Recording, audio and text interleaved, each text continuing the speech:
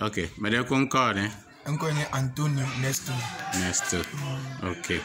Mede ko me ami odona Eve TV. Ba mede ko anya video la sien ma bia cho Xmas. Okay. De Xmas la mi po be mi dune ple jijo.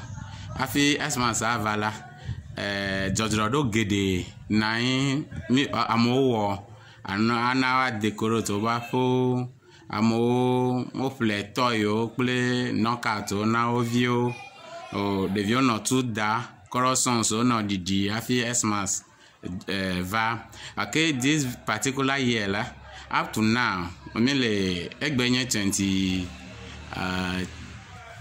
or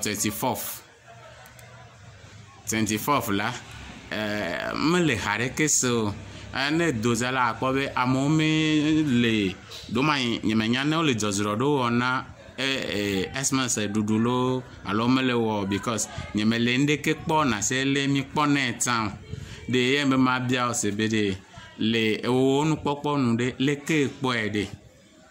Okay, akpe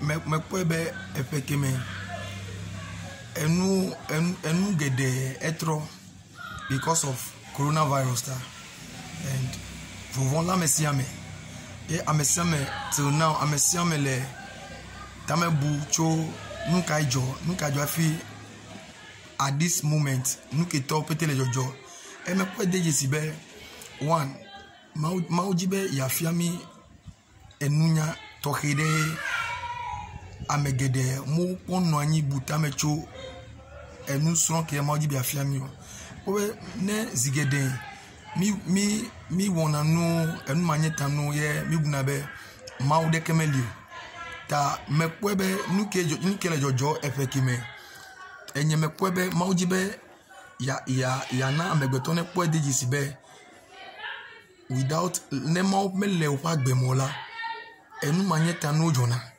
ene mi kpo deji sibe mawu mi nyane mawu la mawu tuna emo de onu abobo mi amegbeto fe like pride ta mekobe efekime because of nuketo jota up to now amegede le vovon nka ajo ne meva jirado be madu epeye enu meva jeju la nka jota as it stands na mekobe amegede ope dodo wo ne Christmas you doing me de bibo because still amule vovon apobe egache me le system mo amule vovon because of nke jota eyata me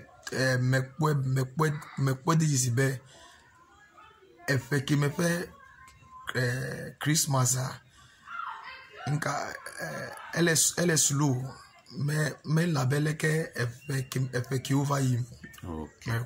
Okay. Well, me be manga bien andeka.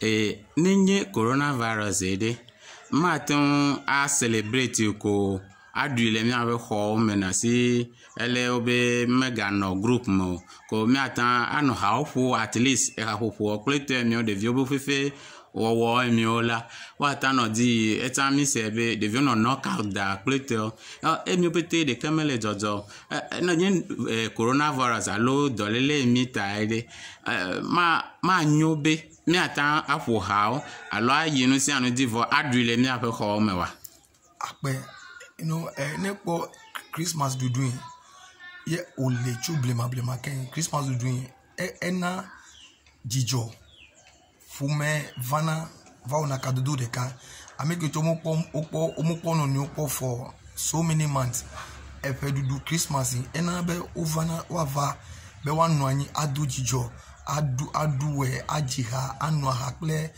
wadunu ta neme lesigbo ye because of coronavirus mi agbobe o mi anoko mi adu Christmas anabe Christmas ve vivi ple ve vient do denji ma deblibo. Okay. Go me da pe kakaka. Akpe na. To enya akpe. Akpe na. Nya ga dogo. Okay.